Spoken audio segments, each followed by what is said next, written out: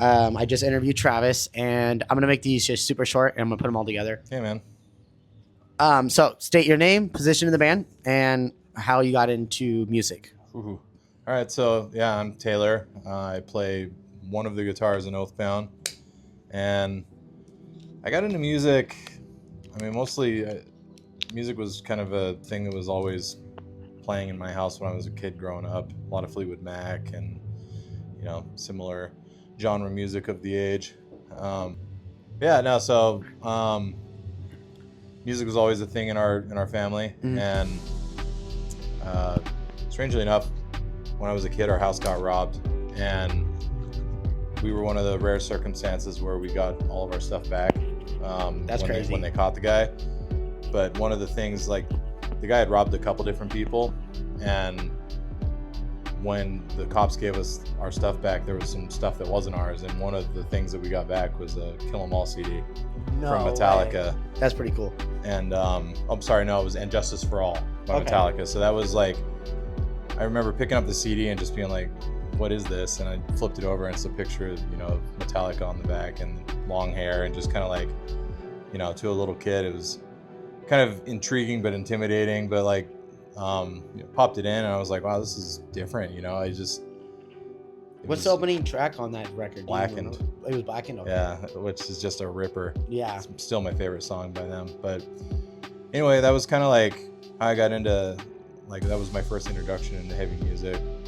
And my uncle played acoustic guitar when I was growing up, so I saw that side of musicianship.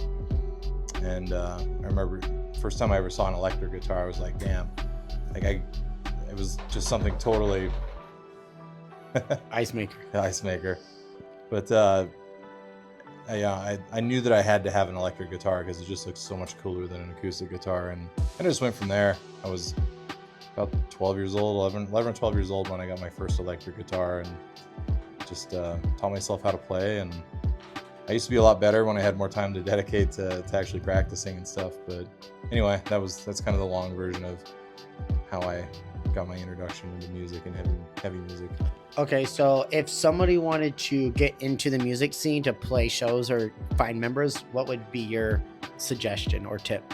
Yeah, 100% is like, go to shows. Go out, introduce yourself to people, start like growing your network, and like people start recognizing you at shows, and you'll develop a community, and out of that community you're gonna meet other musicians, other people that are like into the same type of music that you are, and you'll develop friendships. And most of the time that's how bands kind of coalesce, basically. There's other ways to do it, of course. You can always do the musicians wanted stuff on Facebook groups, but that's super hit or miss. And, yeah. A lot of those, and you end up getting, like, sometimes what I've noticed with that kind of stuff is you end up getting people that are not even from the same area. Yeah. And then you end up in a kind of a situation of denying people. Yeah. And then at that point it feels a little like I don't want to say weary, but it just starts wearing you down, because you're like, oh man, like, it's like I'm getting annoyed, or not, I'm getting avoided, or you feel like people aren't taking you seriously, because sometimes you might not have anything straight up to show them. But that's when I think at that point you should have something to say, hey, I'm starting this project, this is what I can do, XYZ, what can you do? Yeah, I mean, for sure a big part of it is like getting a DAW, a digital audio workstation, and whatever that is, whether it's Ableton or Reaper. Reaper's free. A lot of people start out using Reaper. Yeah. And just start learning how to record yourself so that you do have, some material to offer people. And I think that helps a lot. Like you said, kind of gives people an idea of, the type of music that you're into and that you want to make.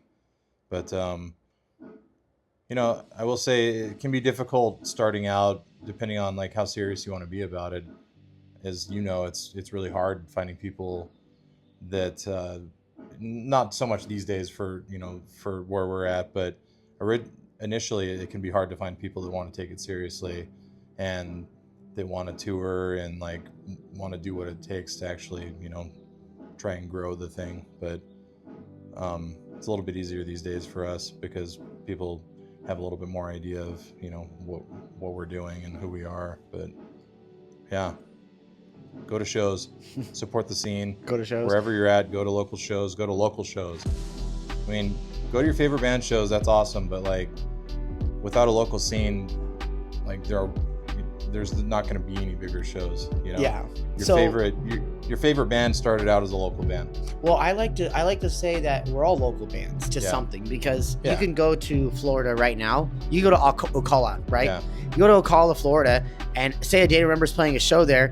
You're not going to say, this is a Day to Remember national act. You're going to say, oh, this is a local band. Yeah. So the term local sounds so degrading. It is. And sure. I'm like, why do people degrade that name? Like that's just what you are. You're like, yeah, we're a local band from Sacramento, but you know, like I'm not local. We're in Reno tonight. Like we're not local to Reno. No. So, but you don't call yourself a national act just because you're playing outside of No. So I think the titles are silly. It's weird. And I feel like it's different if it's like, oh yeah, you're in a band. Like, oh, how big are you? Oh, we're pretty big. Like, you know, we do national touring. So like, you know, you would consider us a national band, but no, we're local to, you know, Florida, most cities or whatever, you know? Yeah. And it's just, I just think that needs a break. Like, I think we need to stop with that stigmatism that saying local is a bad thing.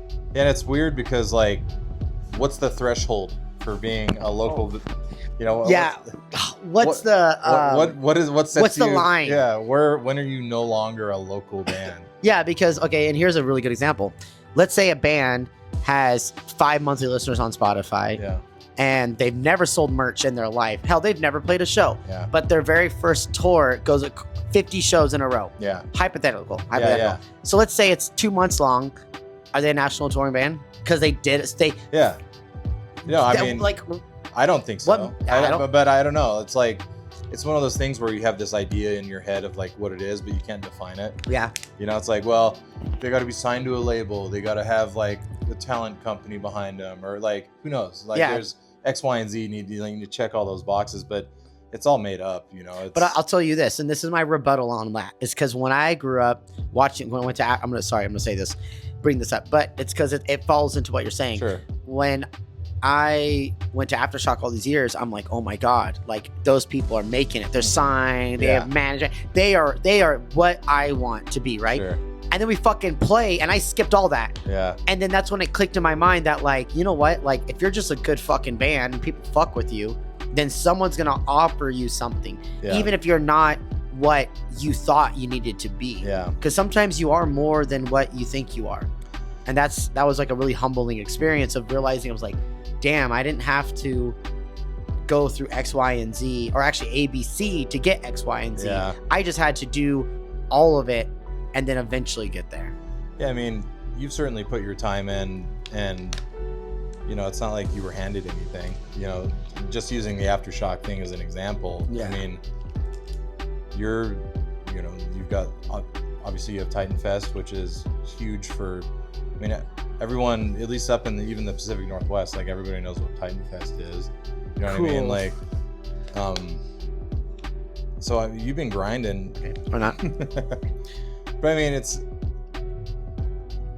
I don't think in our genre people get handed anything. You know, maybe like if you're a pop star, you've got like a whole production behind you, or you're like, where they make you. They develop you into a product. But we call it industry plant. Industry plant. Oh my God. I will. Okay. Oh man, there was a video. There's a podcast that I think it was Andy Biersack. I think it might not have been him, but I think it was him.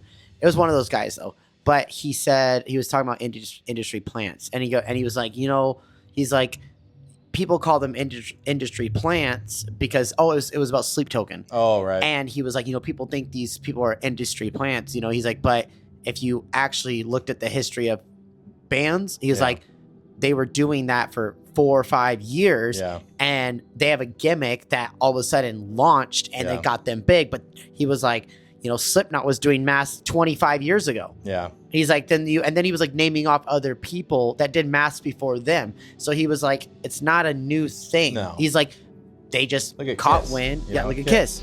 Makeup. Yeah. Yeah.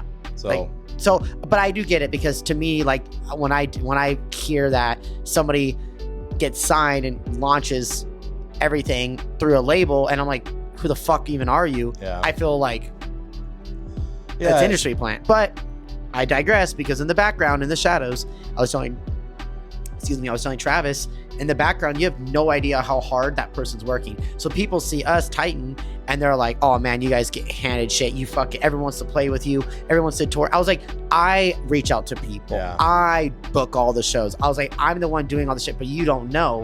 And I keep my mouth shut about a lot of the stuff we do until it's proven that, I could post it. Yeah. So I just don't want to shoot myself in the foot.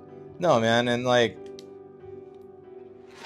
every one of us started out playing to nobody but other bands. I was gonna say something, I forget. Like you were talking about industry plants and they work in the shadows pretty hard. No, yeah, and like about like people that, like in your example, people that say, oh, they don't deserve it and things like that. It's like we've been told that plenty of times. that's one thing that like you'll find as you start gaining a little bit of traction. And not saying this isn't like about us, because I don't like this has nothing to do with what Oathbound is doing, but I feel like it's a good signal that you are getting traction when people start like talking shit because they're just jealous of like that they're not getting, that they're they're not putting the same amount of work into. Because I know I work my ass off, and I know for sure that you work your ass off all behind the scenes. Nobody sees that we're up till 2-3 in the morning just fucking grinding, and 90% of the time it's not even music, it's business. You know, it's content, it's fucking all this other shit. It's mapping, it's game planning, it's thinking ahead, it's fixing something that should have been done 5 days ago. Yeah, man, it's way more than just sitting there and writing music. It's like 10% writing music and 90% business, and like you said, like just scheming and just, you know, fixing. Mine's fixing. I'm always fixing something or updating something or remembering something that I forgot. I was like, oh my God, I need to get this done. Yeah. But also with that, it's like what was I gonna say? It's like you end up in this situation where you put all this work in, you put all this effort in, and then you finally have this amazing result and people hate it. Yeah, dude. And I'm like, that sucks. Why do you hate it? And they're just like, because you know what, you haven't done anything to deserve that moment. And I'm like, where have you been? I've sacrificed XYZ LMNOP backwards letter shit. I'm like, dude, I've missed birthdays. I was like, I don't even have a girlfriend right now because I'm so dialed into this. And I mean, it's obvious it's a choice, but I look at it as in like, I know myself, and if I date somebody, I will be all about them, and then that affects work for the band, and I don't want to do that. It's a choice, and it's not a choice, right? Because like we do this shit because we can't live without it. Yep. Like we play music because it's like air, you know, we need it to exist. And I've thought often about like, well, like, what would I do if like music wasn't in my life? And I literally cannot answer that question. I don't know what I would do.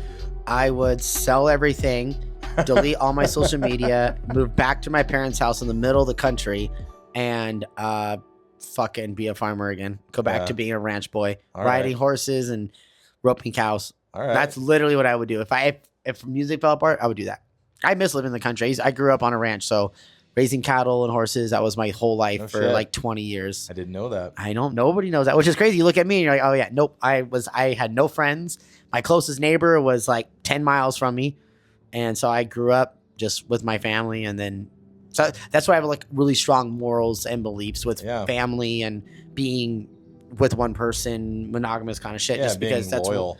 Because I just grew up with that lifestyle, and plus my parents have been together for 40 years now. That's so awesome. I'm like, oh, that's what I want in life. But I'm like, dude, I'm 33 now. That 40-year thing ain't happening for me anymore. So that's also why I kind of just don't care. Yeah. So what is next for you as an individual outside the band, or is the band what you have going forward? I mean, I've got a family, you know, I've got a wife and some awesome little girls.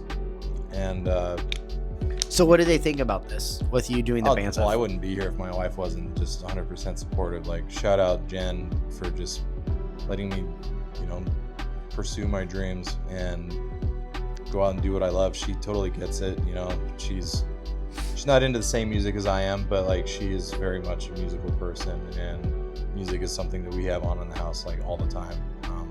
You know, it's usually not metal, but you know, our girls are all into music, and I think they all do choir. My daughter's starting orchestra next year, so you know, they're always the number one. Close number two is obviously Oathbound. Yeah. So for us, for Oathbound, like we're headed to the studio hopefully in August. We've got our next album is pretty much done with the exception of a little bit of vocals. Is that the one that's coming out through Eclipse? Probably.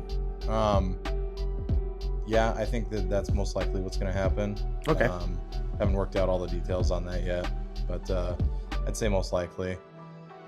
That's kind of like the overarching thing that we're doing right now. That's what we're driving towards, is like finishing that album so that it's ready to come out next spring. I really want to try and get that thing dropped, you know, first quarter of 2027. And aside from that, it's like, let's tour, let's do as much as we can, let's get as many shows in as we can this year before, you know, the holidays are going to be here before we know what it feels like. So who are original members of Oathbound? The OG members of Oathbound are just Victor and I. Victor, our other guitarist, and me are the only two OG members. And so how long has Oathbound been around? Because I didn't hear about you guys at all. I didn't even know you existed until all of a sudden when we were on tour last year, maybe it was like right before tour, all of a sudden your guys' name just started popping up more and more. And then, just all of a sudden your guys' name just started popping up more and more on my feed. I have like, everything's maxed out on my account. So like I see nothing, and all of a sudden I see one thing, and that's all I see. That's wild. Yeah, that's weird how the algorithm picks that stuff up. Because, yeah, it'll be the same way where I won't see something from somebody for forever, and all of a sudden I'll see all of their shit for like a week. Yep. Let's see, when was that? I think it's like June or so of like 2024. So it hasn't been. So you guys are still new. Yeah, that makes sense. Yeah, we're still a pretty new band. And you have 2 full lengths out? Now we have an EP and a full length. Okay, cool. Yeah, that's us. We have our first Human Experience record in 24, and then in 25 we put out a EP. Nice. Yeah, we did it backwards. We did EP, then full length. Okay. And now I think the next one we're doing is another EP. So yeah, it's kind of weird, the whole discussion about, well, EP or LP, and it's like the music industry like prioritizes, it seems like, these singles over, you know, entire albums. So it doesn't really fucking matter. It doesn't. Use the language. But I knew. No, you're fine. But I feel like what I want to do differently is I want to do an LP, but I want to do an in between the album and an EP. So I was thinking an 8-song record, and I was thinking it'd be cool to only do like 4 singles off of it, right? And then it would be 9 songs. So it'd be 4 singles off of it, and they all have their own music videos or whatever. Yeah. But then I thought it'd be like logically make sense. If you really want a strong first month of sales or whatever the thing is, then the next 4 weeks, every Friday, you drop a music video for the other songs that didn't get one. So they have their own single release day in a way to keep that momentum for the solid month of 30 days. Yeah. You know, it's all about the popularity index on Spotify now. Yeah, and that's so dumb. It's playing the game. Yeah, because like how do I say this? Like when we dropped our first album, we had like 50-something thousand monthly listeners, and I was like mind blown. I was like, dude, that's crazy. And then over the years, it's just dropped. Then we dropped our EP, we jumped to like 40,000, and then dropped back down hella far because we haven't done anything. And I'm like, it's hard, man. I hate that shit too. And as much as I try to avoid it, you can't really avoid keeping tabs on what your metrics are doing. Like you just have to. And it's depressing because, like you said, you know, you'll drop something and you'll shoot way up. And then, you know, after a while, it naturally just like, you know, it starts going down again, and you're like, fuck, man, I was at, you know, whatever 1,000 monthly listeners, and now I'm a fraction of that. It's disheartening. It's disheartening, but also like I look at it this way, that it's like, you know what, like the music scene was around before Spotify. So we should not always dictate a band's worth off of Spotify numbers, because also I don't listen to all my favorite bands every day. Well, and also like your monthly listeners aren't coming to your shows. You know what I No. mean? Like it doesn't have any Relevancy. It doesn't really have that much relevancy, at least at our level, to who's actually coming into to shows and buying tickets and things like that. Yeah. Obviously, when you're like 1 million monthly listeners or whatever, like there's a lot more fucking people out of that pool that are coming to your shows. Yeah. Yeah. Anyway. Yeah. This is all right. Name, position, and band. I'm Taylor. Play guitar for Oathbound. Okay. And is there anything you want to let us know that's going on next for you guys? We got a tour that's coming up in June. We're announcing it tomorrow. Okay. And keep an eye on our socials, and if we're in a city near you, come out and say hi. We'd love to see you. Thank you, brother. I appreciate you. Thanks, Ryan.